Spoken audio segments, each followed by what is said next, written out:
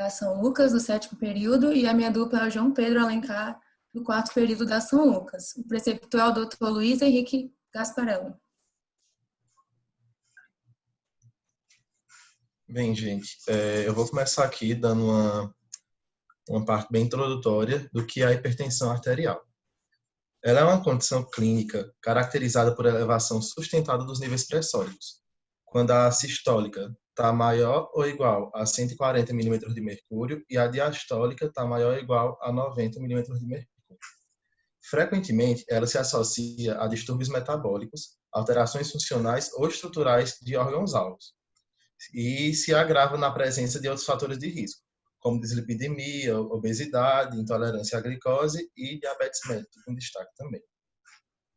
Ela se associa comumente com eventos como morte súbita, acidente vascular encefálico, insuficiência cardíaca, doença arterial e periférica e doença renal crônica. Uma passadinha, por favor. Bem, quanto à epidemiologia. Dados norte-americanos de 2015 revelaram que a hipertensão é responsável por 45% das mortes cardíacas e 51% das mortes decorrentes de ataque vascular encefálico. No Brasil, segundo pesquisas de 2014, esses dados a hipertensão atinge 32,5% dos indivíduos adultos e mais de 60% dos idosos, contribuindo direta e indiretamente para metade das mortes por doença cardiovascular. Em um breve aparado, adultos entre 18 e 29 anos contribuem são cerca de 3% dos indivíduos com hipertensão arterial. Dos 30 aos 59, já são quase 21%. Dos 60 a 64 anos, quase 44% afirmam ter a hipertensão, 65 a 74, mais de 50%, e indivíduos maiores de 75 anos, 55% deles afirmam ter hipertensão.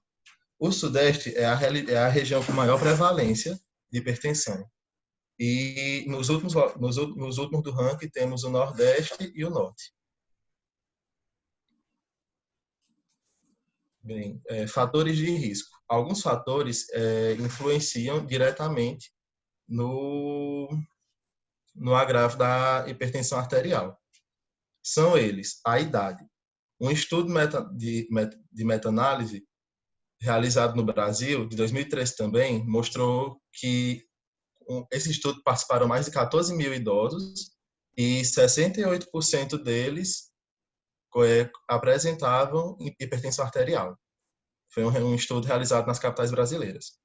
Quanto a sexo e etnia, a hipertensão ela é mais comum em mulheres e em pessoas da cor preta. Excesso de peso e obesidade também influencia diretamente na questão. Ingestão de sal também. E quanto a isso, vale ressaltar que o brasileiro consome mais que o dobro do consumo máximo diário recomendado de sódio. Esse consumo recomendado é de 2 gramas ao dia. No Brasil, o brasileiro consome cerca de 4,7 gramas diárias de sódio. A ingestão de álcool também influencia. O consumo crônico e elevado de bebidas alcoólicas implica diretamente no aumento da pressão arterial. Sedentarismo é um fator de risco também. A genética também. E fatores socioeconômicos também foram mostrados em pesquisas que adultos com menor nível de escolaridade apresentam uma maior prevalência de hipertensão autorreferida.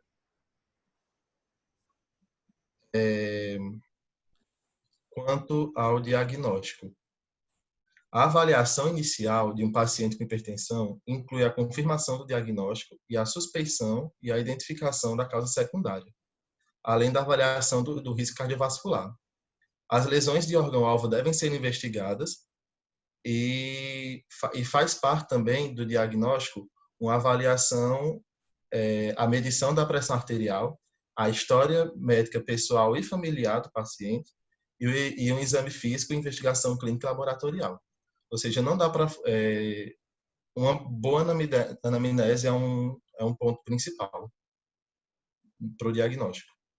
Recomenda-se, de modo geral, que a medição da pressão arterial seja a cada 2 anos em indivíduos que têm uma pressão menor ou igual a 120 por 80 milímetros de mercúrio, e anualmente para quem já apresenta uma pressão entre 120 e 80 e entre 140 e 90. A pressão arterial ela deve ser medida no braço, devendo utilizar manguito adequado à circunferência do braço, um paciente sentado em um ambiente calmo e confortável. Pode passar para a Valinha. Bem, a questão do preparo do paciente. O primeiro ponto é explicar ao paciente e deixar como será o procedimento e deixá-lo em repouso de 3 a 5 minutos em ambiente calmo. Deve ser instruído a não conversar durante a medicação. Dúvidas devem ser tiradas antes ou depois do processo. É importante certificar de que o paciente não está com a bexiga cheia, não ingeriu bebida alcoólica, café ou alimento, não praticou exercício físico ou de grande esforço há pelo menos 60 minutos e não fumou nos 30 minutos anteriores. Esses fatores podem implicar no resultado. O posicionamento. O paciente deve estar sentado com as pernas descruzadas, os pés apoiados sobre o chão, o dorso recostado na cadeira e relaxado. O braço deve estar na altura do coração, apoiado com a palma da mão voltada para cima, e as roupas não devem garrotear o membro, não devem apertar o braço. E deve se atentar também para medir a pressão na posição ortostática, o paciente em pé, após 3 minutos, em diabéticos e idosos e em outras situações em que a hipotensão ortostática possa ser suspeitada para o paciente. Bem, as etapas para realizar a medição da pressão arterial no consultório. Deve-se determinar a circunferência do braço no ponto médio entre o acrômio e o olecranon. Tu pode dar uma passadinha aí, Aline, para aparecer uma imagem mostrando? Bem, você mede do acrômio ao olecranon e pega o ponto médio do braço. Aí, a partir daí, você seleciona o manguito do tamanho adequado para o braço. Existem, enfim, uma variedade enorme de manguitos de acordo com o tamanho, com o peso. Tem o infantil, enfim, uma variedade. Aí você coloca o manguito sem deixar folgas e de 2 a 3 centímetros acima da fossa cubital. Centraliza o meio da parte compressiva do manguito sobre a artéria braquial. Geralmente, essa parte vem indicada em alguns modelos de manguito. Vem uma setinha dizendo que essa parte deve estar sobre a artéria braquial. Daí você deve estimar os níveis da pressão arterial sistêmica pela palpação do pulso radial. Após palpar a artéria braquial na fossa cubital e colocar a campânula ou diafragma e o estetoscópio sobre a compressão excessiva. Aí você infla rapidamente até ultrapassar 20 a 30 milímetros de mercúrio o nível estimado da pressão arterial sistêmica obtida pela palpação. Ou seja, você vai inflando, quando você parar de sentir o pulso radial, aí você infla mais uns 20 a 30 milímetros. Para daí você começar a deflação lentamente. Pode dar uma passadinha ali, por favor. Aí tem mais uma imagem. Pode passar. O nono passo é determinar a pressão arterial sistólica pela ausculta do primeiro som. É a fase 1 de Korthoff. E após aumentar ligeiramente a velocidade da deflação. Ou seja, assim que passar o primeiro som, a deflação vai estar mais rápida. Nessa hora vai ser quando você vai anotar a pressão arterial sistólica. E aí o 10º passo é você determinar a pressão arterial diastólica no desaparecimento dos sons. Quando os sons desaparecem, na fase 5 de Korotkoff. É importante auscultar cerca de 20 a 30 milímetros abaixo do último som, para confirmar o desaparecimento e depois proceder à deflação rápida e completa. Se os batimentos persistirem até o nível zero, você deve determinar a pressão arterial diastólica no momento do abafamento do som, ou seja, na fase 4 do Korotkov. Realizar pelo menos 2 medições com intervalo em torno de 1 minuto. Lembrando que esse é o procedimento para aferir a pressão em consultório. Medir a pressão de ambos os braços na primeira consulta e usar o valor do braço onde foi obtida a maior pressão como referência. Caso ache importante também, o médico pode fazer uma média. Aí, informar o valor da pressão arterial obtida ao paciente e anotar os valores exatos, sem arredondamentos, e em qual braço você levou em consideração a medição. É importante também frisar sempre estar com material validade em dias, um certificado do Inmetro. Bem, quanto à classificação, pode passar ali, por favor.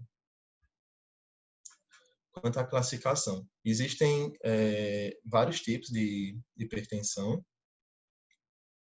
E a hipertensão não controlar... Aline, dá uma passadinha para aparecer o quadro dos tipos de hipertensão, por favor. Bem, tá aí. Existe a pressão normal, que é quando a sistólica e a diastólica está menor ou igual a 120/80. Aí tem o pré-hipertenso.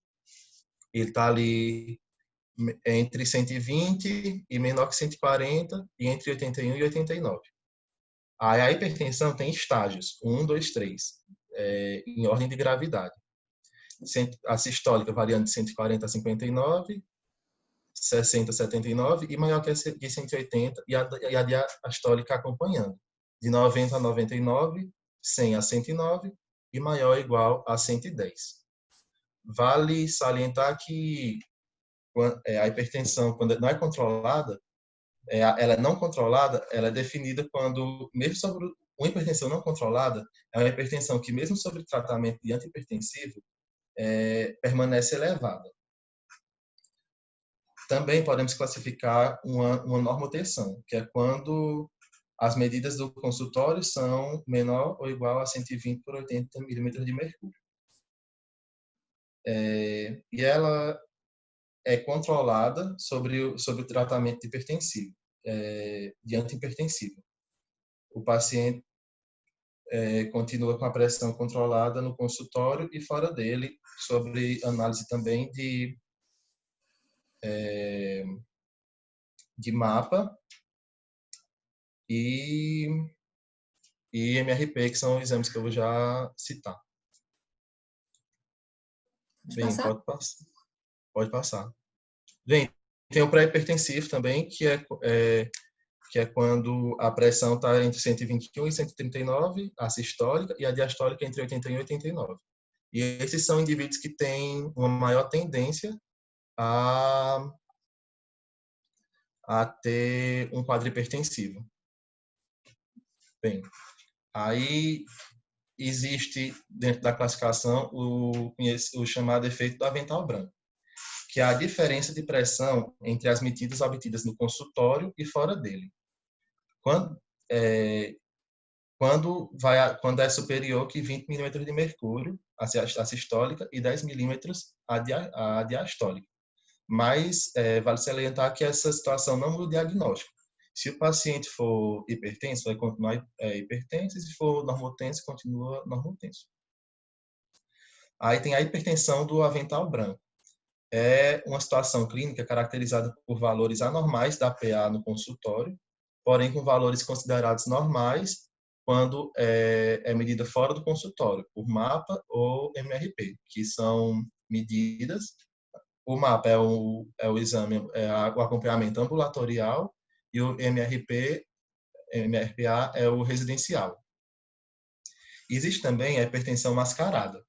Ela é caracterizada por valores normais da pressão no consultório, porém, ela fica elevada quando no acompanhamento residencial ou ambulatorial. E quais são fatores que justificam isso? Pode ser idade, o paciente mais jovem, do sexo masculino, tabagista, que consome álcool, pratica atividade física, que aí também pode acontecer da hipertensão ser induzida por exercício físico, ansiedade, estresse, obesidade, diabetes, problemas familiares, são fatores que vão influenciar na pressão e que podem não ser detectados na hora do consultório. Também a gente também tem a hipertensão sistólica isolada. Ela é definida como quando a pressão sistólica está aumentada e a diastólica está normal. E a hipertensão sistólica isolada e a pressão de pulso são importantes fatores de risco cardiovascular em pacientes de meia idade e idosos. Então, é um fato que, para esses pacientes, a gente tem que estar bem atento. Pode passar, Aline. Só complementar ali a hipertensão mascarada, que a hipertensão mascarada, o conceito dela seria o paciente que é o oposto da hipertensão do avental branco, né? O paciente, ele é hipertenso, só que na medida de consultório, ele tem, digamos que ele fica mais tranquilo, mais relaxado na presença do médico. Quase nunca isso acontece, em geral é o oposto. E quando você vai aferir a pressão dele no consultório, a pressão cai, a pressão tá normal, entendeu? Você vai ver lá, tá 13/8, 12/8. Só que no dia a dia dele, no dia a dia, em casa, num contexto de que ele está na rotina dele, a pressão dele está mais alta. Daí você pede o mapa ou faz o MRPA da hipertensão. Então, isso daí que é a hipertensão mascarada. E a hipertensão mascarada, diferente da hipertensão do avental branco, ela tem que ser tratada porque ela causa lesão de órgão-alvo, entendeu? Então, você vai ter que tratar ou com tratamento não farmacológico no início, ou já passar, dependendo do estágio que tiver, com tratamento medicamentoso. Mas isso daí nós discutimos lá na frente. Pode continuar só esse parênteses aí da hipertensão mascarada. Tá, doutor, obrigado. E aqui a gente colocou um quadro, que eu tirei inclusive da diretriz, que ela realmente faz um acompanhamento, classificando a hipertensão, normotensão, pré-hipertensão, o efeito do avental branco, a hipertensão do avental branco, a hipertensão mascarada, que como o doutor salientou agora, é o contrário da hipertensão do avental branco, e a hipertensão sistólica isolada. Nesse quadro, você consegue ter um acompanhamento bem gradual do como se dividem os fatores e até que, enfim, você descarta ou confirma o diagnóstico de hipertensão. Pode passar, Aline. Tá bom, gente, eu vou falar um pouco sobre a avaliação clínica e complementar. Primeiramente, como o João Pedro disse, é muito importante a gente fazer essa avaliação com cautela, com atenção, com cuidado, porque ela vai ser super importante para a gente confirmar o diagnóstico e para a estratificação de risco, para a gente classificar a estratificação de risco, se é risco baixo, moderado ou alto, como a gente vai ver mais lá na frente, e para a gente escolher a melhor conduta terapêutica para o paciente. Então, primeiramente, a gente tem os objetivos da avaliação clínica e laboratorial. Os principais objetivos são confirmação do diagnóstico de hipertensão arterial por medição da PA, identificação dos fatores de risco cardiovasculares, pesquisas de lesões nos órgãos-alvos, pesquisa de presença de outras doenças associadas, para estratificação de risco cardiovascular global, como eu falei, e para avaliação de indícios para suspeita de hipertensão arterial secundária, que a gente vai ver mais lá na frente. Então, a avaliação clínica é muito importante a gente fazer uma anamnese completa.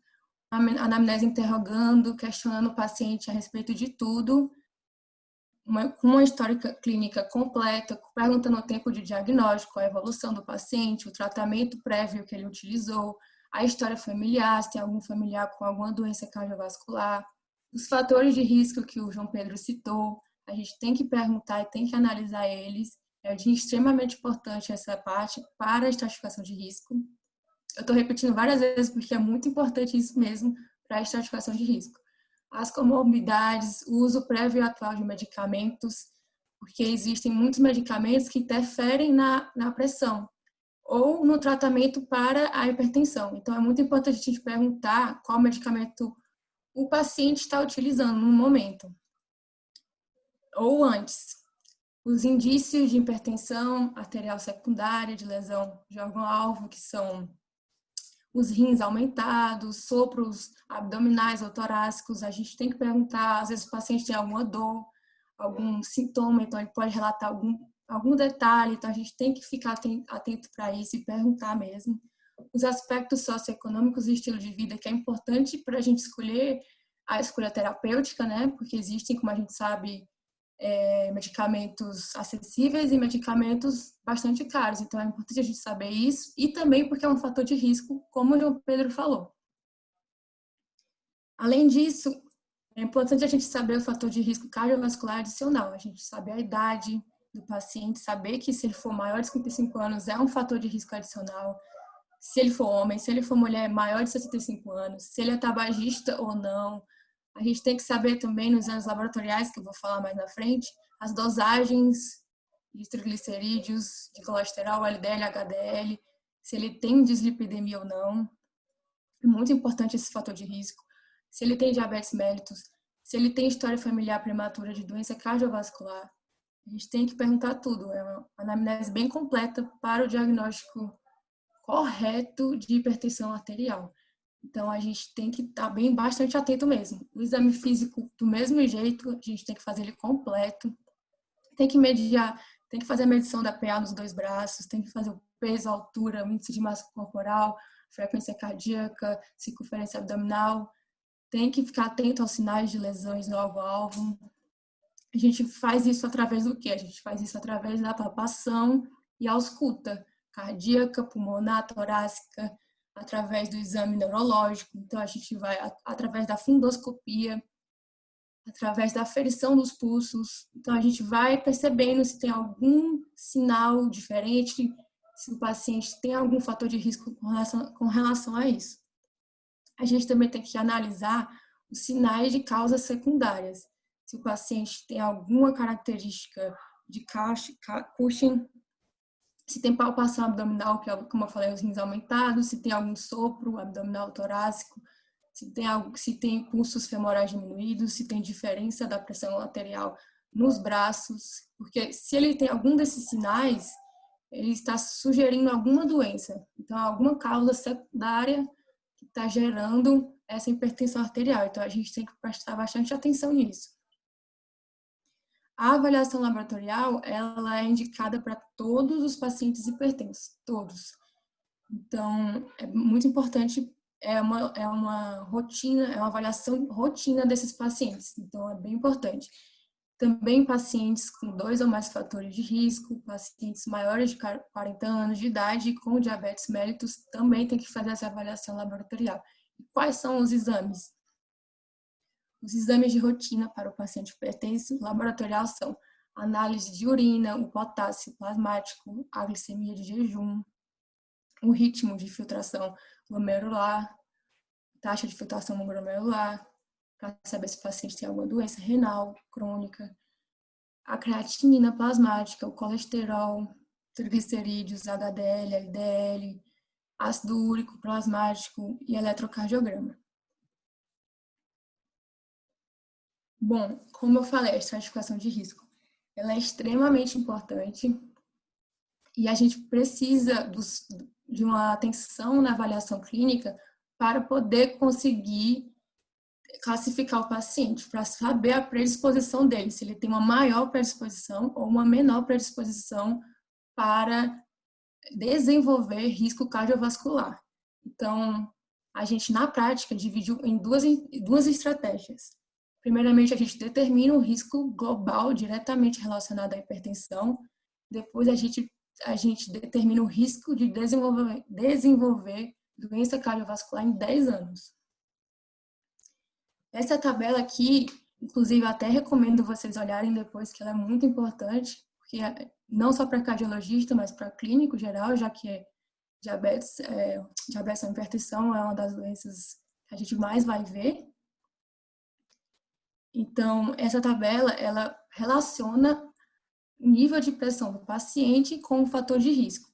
Se o paciente tem fator de risco ou não. Por isso é tão importante a gente saber na anamnese, na análise clínica, os fatores de risco do paciente. Então, o que eu mais destaco aqui, se o paciente tiver em estágio 3, a gente nem pensa, a gente já classifica como risco alto. Se o paciente tiver presença de lesão de órgão-alvo, doença cardiovascular, doença renal crônica ou diabetes, a gente também já classifica em risco alto. Agora, se o paciente estiver em estágio 1, 2, a gente tem que analisar se ele tem fator de risco ou não, porque vai mudar bastante, alterar o risco do paciente, e isso é muito importante. E está direcionada ao risco global.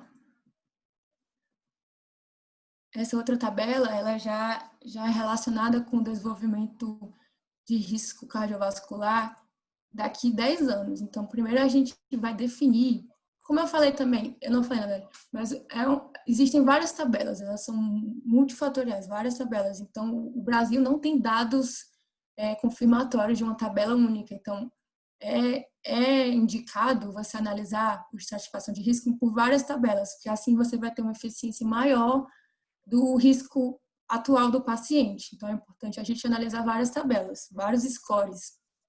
Essa outra tabela, ela já define doença aterosclerótica. Definição de doença aterosclerótica e de seus equivalentes. Primeiro, doença aterosclerótica clínica evidente, artéria coronária, cerebrovascular ou obstrutiva periférica. Aterosclerose subclínica, procedimentos de revascularização arterial, diabetes mellitus tipo 1 e 2, doença renal crônica e hipercolesterolemia familiar. Se o paciente tiver qualquer uma dessas doenças ateroscleróticas, ele tem alto risco. É bom a gente gravar exatamente isso. Ele tendo essas doenças, ele é classificado como alto risco de desenvolver doença cardiovascular. Aqui já é outra tabela de score de risco global. Ela tem para homens e para mulheres. Eu coloquei para homens aqui. Ela pontua de acordo com os fatores de risco do paciente. A pressão do paciente, se ela está tratada ou não tratada, o colesterol, a idade, se ele é tabagista ou não, se ele é diabético ou não. Então, cada fator do paciente tem uma pontuação. É a partir da pontuação que o paciente adquire, cada paciente é individual. Ele tem um risco, uma porcentagem. Então, homens de 5 a 20%, eles são considerados risco intermediário. Menor que 5%, risco baixo. Maior de 20%, risco alto de desenvolver doença cardiovascular. E mulheres é de 5 a 10%, risco intermediário. E de mais de 10%, risco alto. E menos de 5%, risco baixo. É muito importante a gente saber isso. Aqui é outra tabela para fixar mesmo. Depois, quando a gente disponibilizar os slides, vocês podem ver com calma. Eu gostei bastante, ela é bem interessante. Você fixa mais o conteúdo. Então, é basicamente o que eu falei. O paciente tem doença aterosclerótica. Se ele tem risco alto risco ali, direto. Se ele não tem, a gente já vai para outra tabela de score, de pontuação. E a partir da porcentagem de risco, a gente classifica o paciente em risco alto, intermediário ou baixo. Aqui as decisões e metas terapêuticas. As decisões e metas terapêuticas são muito importantes porque cada paciente, dependendo da classificação dele, ele vai ter uma meta de terapêutica medicamentosa ou não medicamentosa. Então, isso é muito importante. E o principal objetivo dessas decisões e metas é reduzir a PA, proteger os órgãos-alvos, prevenir as doenças cardiovasculares e renais. Esses são os principais objetivos das decisões e metas terapêuticas de tratamento não medicamentoso e tratamento medicamentoso. Então, é para isso que serve. Então, a decisão terapêutica deve se basear no nível da pressão arterial, presença de fatores de risco, lesões de órgão-alvo e doença cardiovascular.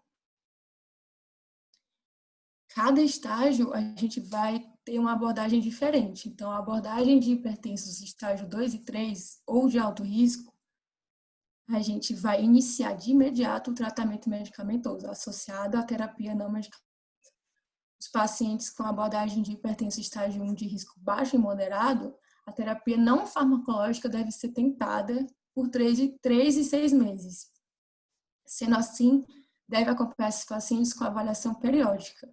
Constatada a falta de adesão ou piora dos valores pressóricos, iniciar precocemente a terapia farmacológica.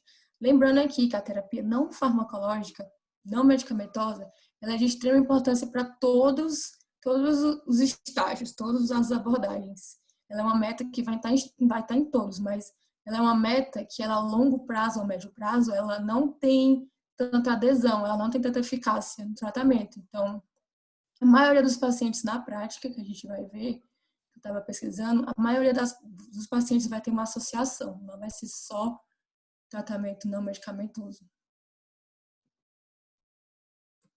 A abordagem para níveis de PA limítrofe ou pré-hipertensão. O tratamento medicamentoso pode ser considerado nos pré-hipertensos com história prévia de doença cardiovascular ou risco cardiovascular alto, sem doença cardiovascular. Entretanto, não há evidência de benefício naqueles com risco moderado. Portanto, a decisão de instituir terapia farmacológica deve ser individualizada. Então, em pacientes pré-hipertensos, a gente cardiologista ou clínico geral, a gente tem o poder, assim, digamos, de decidir qual conduta terapêutica vamos tomar. Vai diferenciar dependendo do risco do paciente, enfim, se ele tem algum fator de risco, como é a estratificação de risco dele. Enfim, a abordagem de jovens com hipertensão sistólica isolada. Recomendado a adoção de medidas não medicamentosas com monitorização de lesão de órgão-alvo. A abordagem de hipertensos idosos. Aqui já diferencia de acordo com a idade do paciente. Se é idoso e tem menor de 80 anos e pressão arterial sistólica maior que 140, o início da terapia medicamentosa, desde que bem tolerado, deve-se iniciar a terapia medicamentosa desde que bem tolerado e avaliando as condições gerais do paciente. Se o idoso tem mais de 80 anos e tem pressão arterial sistólica maior que 60, o início da terapia farmacológica é imediato. Aqui é uma tabelinha só para fixar e para dar uma maior evidência e eficácia desses métodos, dessas recomendações. Então, aqui mostra o início de intervenções, o início de terapia farmacológica em cada estágio que deve ser iniciado e qual recomendação. Aqui, hipertensos estágio 1 e 2 com risco cardiovascular baixo e moderado. E hipertensão arterial estágio 3, a meta recomendada é menor que 140 por 90 milímetros de mercúrio. E hipertensão estágio 1 e 2 com risco cardiovascular alto, a meta recomendada é menor que 130 por 80. Então, agora a gente vai falar um pouco sobre o tratamento não medicamentoso. O tratamento não medicamentoso, ele é basicamente a mudança de hábitos de vida. Ele é extremamente importante para a gente evitar doenças cardiovasculares, para a gente reduzir a pressão arterial. Então, ele tem que estar em todas as abordagens. A gente sabe que é difícil, todos os pacientes eles não têm uma adesão grande a esse tratamento, eles lutam bastante para mudar, porque a gente sabe que é difícil mudar nossos hábitos, né? A gente tem uma rotina, então é muito difícil, mas é importante a gente incentivar esses pacientes, a gente orientar os pacientes a conduzir da melhor maneira esse tratamento e fazer ele continuamente. Então, as medidas são controle poderal, que é a obesidade, diminuir o peso, diminuir a circunferência abdominal, diminuir, consequentemente, o índice de massa corporal. É importante esse controle. É importante as medidas nutricionais, que é basicamente a dieta DASH, né? A gente tem que aumentar a ingesta de peixe, aumentar a ingesta de cereais integrais, aumentar a ingesta de frutas. É importante a gente orientar isso. A ingesta diminuir a ingesta de carnes vermelhas, diminuir a ingesta de doces, de sucos com açúcar, diminuir, reduzir a ingesta de sódio, porque sódio a gente sabe que está correlacionado diretamente com o aumento da pressão. Então, é muito importante essas medidas nutricionais nesses pacientes. Incentivar a prática de exercício físico, mesmo que seja meia horinha, já vai fazer uma mudança grande no hábito de vida do paciente, consequentemente nas doenças, diminuindo os riscos de doenças cardiovasculares. A cessação do tabagismo, ela não está relacionada com a pressão arterial, ela está relacionada com a redução dos riscos cardiovasculares. Então, por isso que é muito importante também essa medida. O controle do estresse, a respiração lenta, que é indicada de 6 a 10 por minuto, durante 15 a 20 minutos por dia. O paciente, ela é muito importante, ela tem uma eficácia na redução da PA também. Então, essas são as medidas não medicamentosas que todas as abordagens a gente tem que incentivar, orientar o paciente a fazer.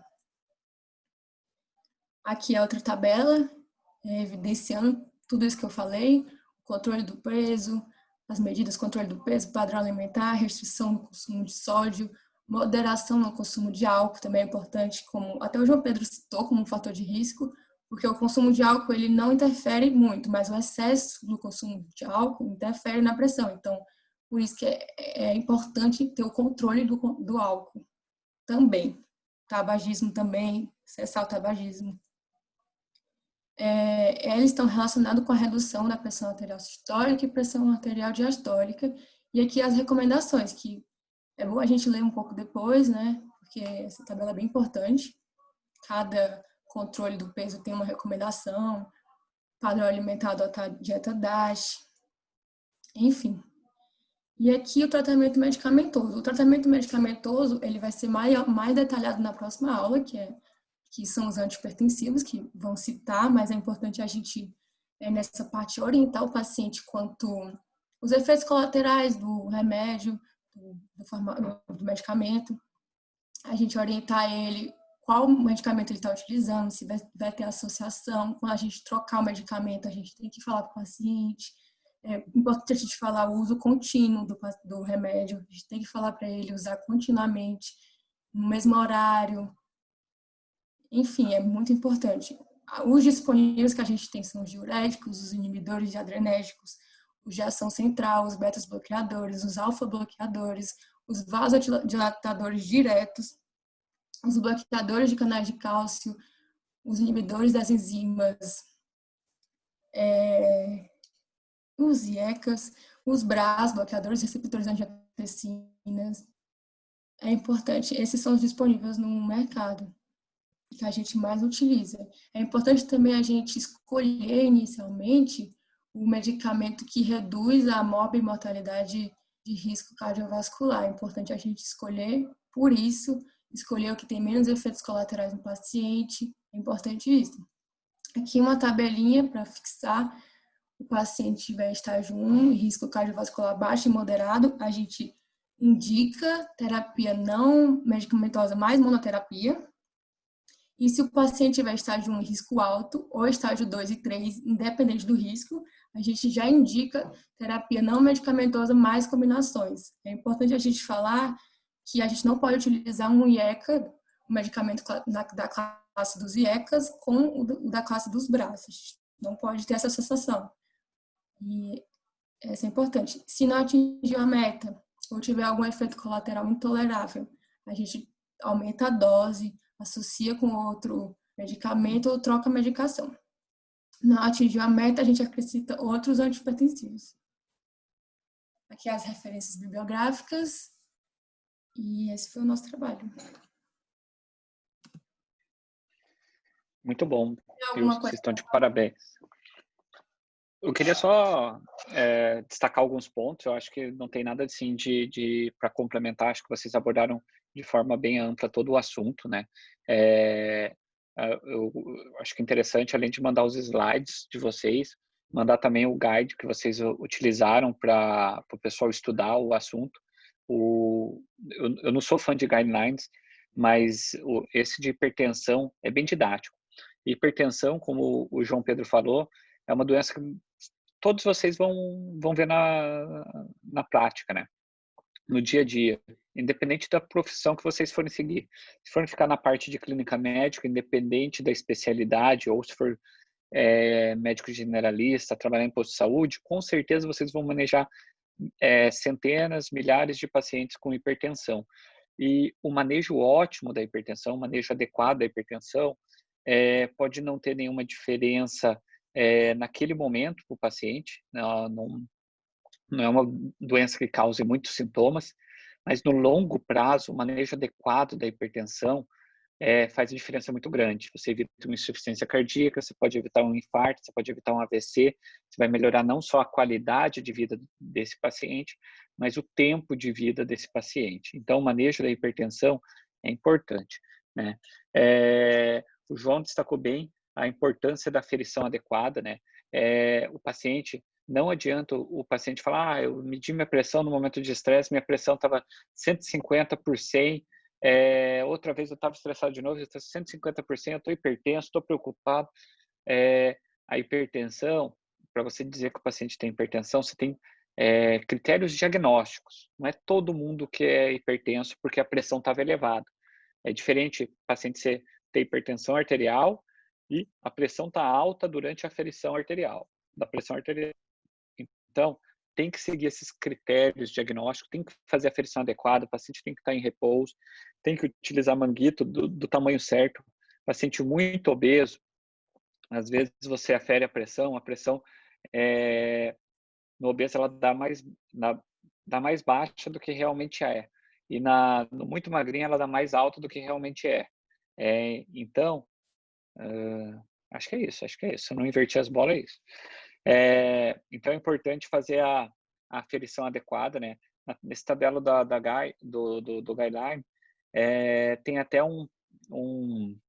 uma tabelinha que habitualmente nos postos de saúde nós temos um tipo de manguito que é o único que tem disponível, que é o manguito padrão, né? Que é para o braço tamanho médio, que é o que temos nos consultórios.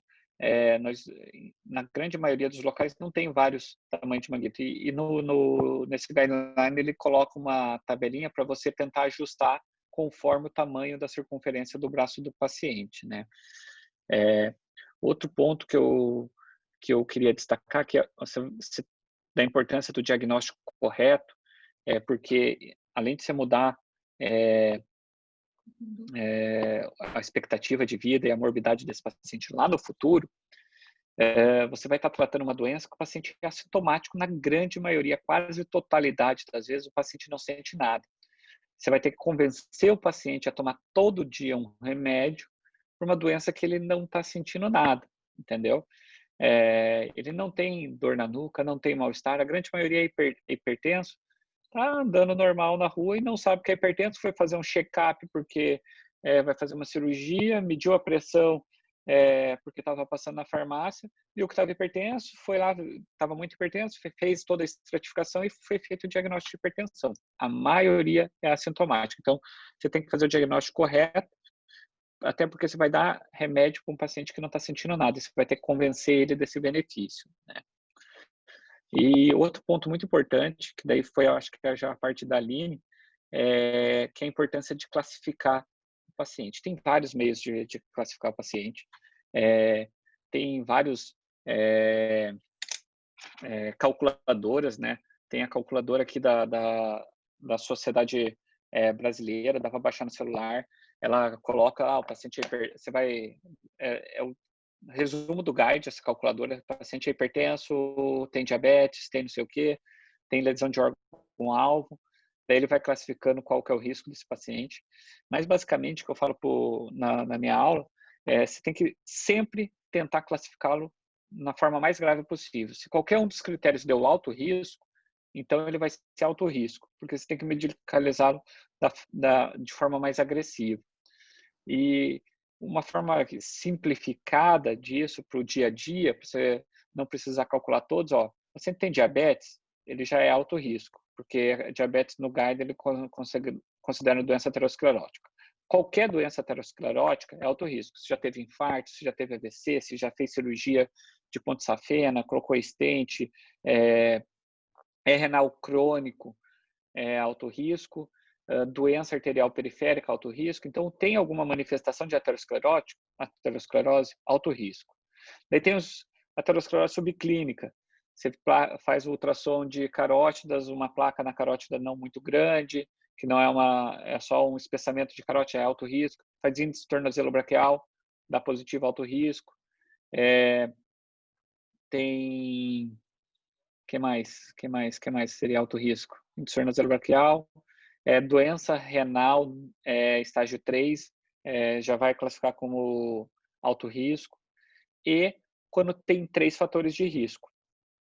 Daí tem aquela outra forma, que quando tem 2 fatores de risco, colocar naquela tabelinha, se está no estágio 2, vai para alto risco. Então, basicamente, 3 fatores de risco: diabetes, lesão subclínica, lesão de órgão-alvo ou pressão estágio 3, maior que 180 por 110. Esses daí já entram automaticamente em alto risco, vocês vão tratar mais agressivamente, né? E é fundamental, além de você classificar o risco do paciente, você estratificar qual estágio da hipertensão dele, que isso daí é com a medida ambulatorial, né? No consultório você viu a pressão, a sistólica está 140, ele é um paciente de baixo risco, você não precisa iniciar tratamento imediato. É hipertenso, você dá 6 meses para ele, se ele é baixo risco, ou 3 meses se é moderado risco, para fazer mudança de estilo de vida, perder peso.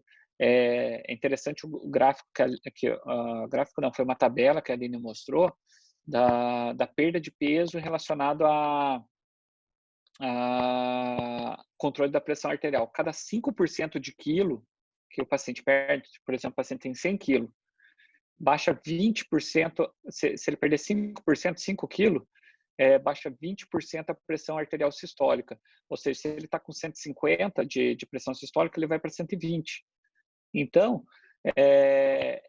essa tabela mesmo, ela tem um efeito muito grande sobre o controle da pressão arterial, né? E muitas vezes você consegue controlar a pressão arterial sem precisar dar remédio. E não que o remédio seja um problema, mas é muito melhor o paciente não precisar tomar nada, né? Eu acho que do que eu tinha para destacar era isso, né? Você falou da estratificação para guiar o tratamento, né? Acho que é isso. Se alguém tiver alguma pergunta, quiser tirar alguma dúvida. Eu tenho uma dúvida, professor. É que eu li muito que a médio e longo prazo a medida não medicamentosa não tinha tanta eficácia. É difícil o paciente manter a medida não farmacológica, né? Mas vamos lá. Isso, não tem tanta adesão. Mas a hipertensão é uma doença que piora com a idade, entendeu? Quanto mais velha a população, maior a chance aqueles habitantes terem hipertensão. Então, à medida que a artéria vai envelhecendo, talvez só a mudança de estilo de vida não seja tão eficiente. Mas naquele momento foi eficiente. Se não tivesse feito mudança de estilo de vida lá atrás, talvez já teria que, neste estágio, aumentar a dose da medicação, entendeu? É mais ou menos isso. A hipertensão é uma doença que surge com a idade e vai piorando no decorrer da idade, né? Ela, em geral, a média de surgimento é dos 30 aos 50 anos e depois vai progressivamente piorando. Não é que o remédio, daí o paciente chega para mim, eu tomo há muito tempo esse remédio, ele perdeu eficácia. Não é que o remédio perdeu eficácia, é que a doença continua evoluindo, né? A idade continua surgindo, cobrando preço. Entendi, obrigada. Nada. Mais alguma dúvida, pessoal? Eu tenho. Boa noite. Com relação à dieta DASH, que está colocada ali no quadrinho, Uhum. É a gente que vai fazer a adequação, a gente que eu falo médico, né? Ou é melhor a gente encaminhar para um nutricionista? Ó, é, a dieta DASH, eu sempre oriento os pacientes o que é a dieta DASH, né? Mas também não é a única dieta, na realidade, que ela é uma derivada da dieta do Mediterrâneo, né? É uma dieta que é mais rica em hortaliças, frutas, laticínios, você vai comer pouca, como a Aline falou, pouca carne vermelha, praticamente nada de doce, nada de bebidas com açúcar. Né? Em geral, quando o paciente quer seguir uma dieta mesmo, eu encaminhado para o nutricionista. Mas a orientação inicial do que é o melhor ele se alimentar globalmente, você vai ter que fazer no consultório, entendeu? E o que eu costumo dizer para o paciente é que nada é totalmente proibido e tudo em excesso vai fazer mal, entendeu? Se destaca quais são os principais pontos, né? Evitar carboidratos ruins, principalmente doces e bebidas com açúcar, sucos com açúcar, ser mais rica em hortaliças e laticínios de baixo teor de gordura, né? Dar preferência para frangos, carne branca, a carne vermelha, mas a carne vermelha não está proibida, né?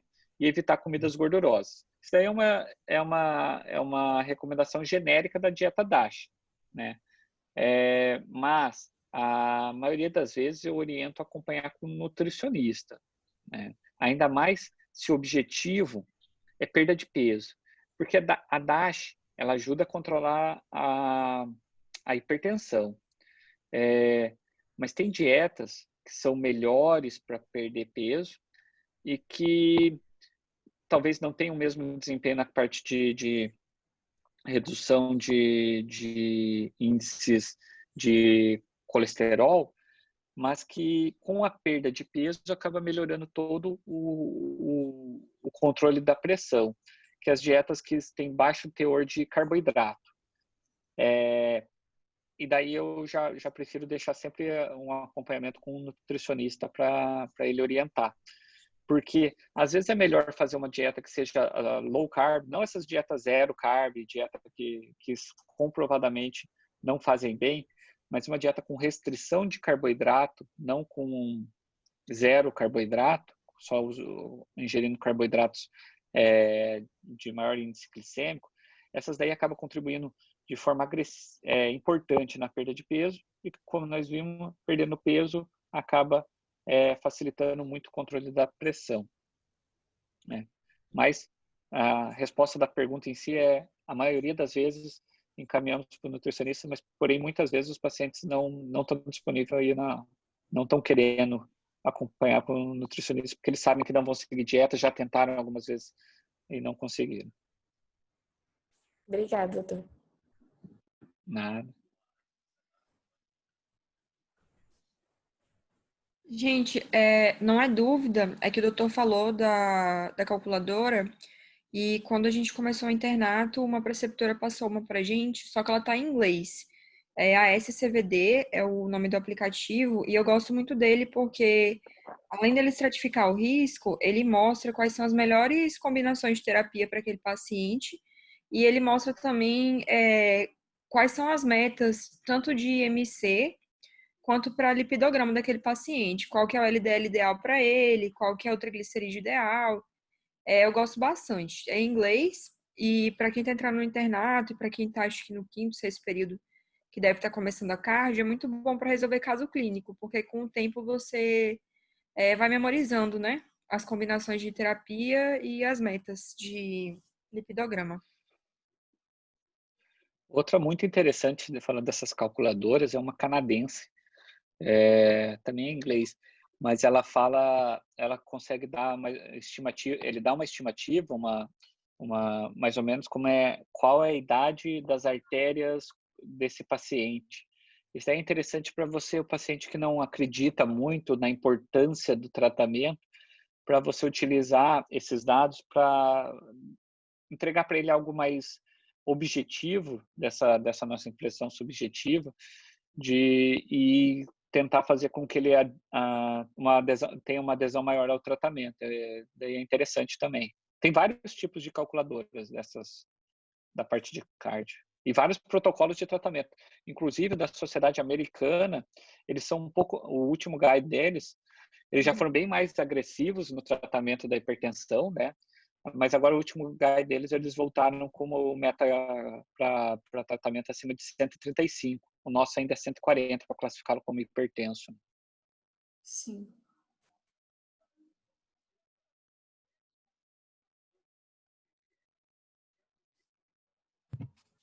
Pessoal, mais alguém tem perguntas para o doutor, para os meninos? Deixa eu ver alguém aqui. Bertone, tudo bem? Tudo tranquilo, cara. A aula foi ótima. Não tenho nenhuma pergunta, não. A gente vai complementar daqui 2 semanas com os antihipertensivos, mais especificamente. Então, acho que está tudo ótimo. Renato? Mano, tô suave, valeu.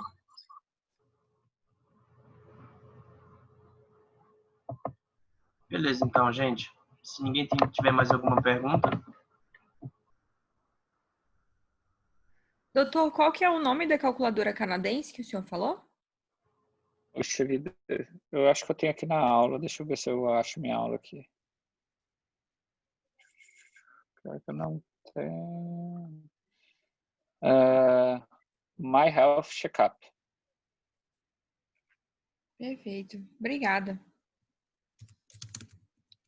.com, myhealthcheckup.com. Certo, pessoal? Certo. Só queria agradecer ao senhor pela abertura, disponibilidade, tanto na parte dos artigos como na preceptoria dessa aula. Sério, o senhor, não tenho palavras para agradecer. Foi, sério, muito importante para a nossa liga e eu acredito que ter uma parceria com o senhor vai ser excelente. Muito, muito obrigada mesmo. É um prazer mesmo poder ajudar. Como eu disse no começo, eu participei e organizei muitas ligas já na época de faculdade. Sei como é difícil e sei que quem está envolvido é mais gratificante esse tipo de discussão, de aula, porque quem está envolvido com esses desenvolvimento dessas